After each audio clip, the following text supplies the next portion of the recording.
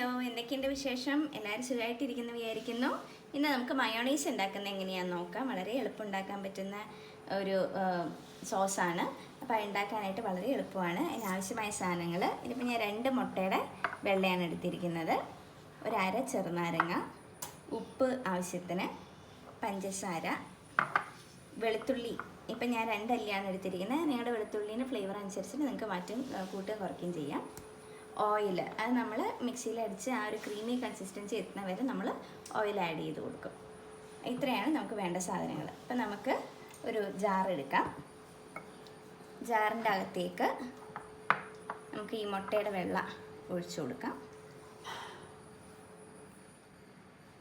പിന്നെ അതിൻ്റെ അകത്തേക്ക് നാരങ്ങ പിഴിഞ്ഞ് ചേർക്കാം.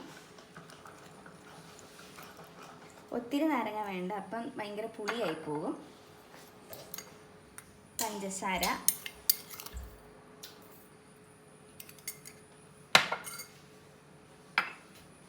ഉപ്പ് ഒരു നുള്ള്, ജസ്റ്റ് കുറച്ച് മതി.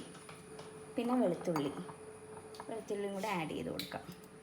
ഇത് മിക്സീൻ്റെ അകത്തിട്ട് കുറച്ചായിട്ട് നമുക്ക് അടിച്ചെടുക്കാം. നമുക്ക് മിക്സിയിലിട്ട് ഈ പൾസ് മോഡിലേക്ക് ആക്കിയിട്ടാണ് നമ്മൾ അടിക്കുന്നത്.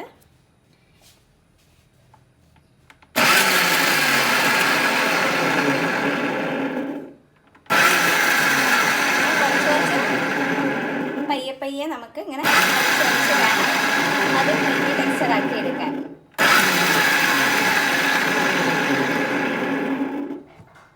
പിന്നെ നല്ല വെള്ള കളറിൽ വന്നിട്ടുണ്ട്.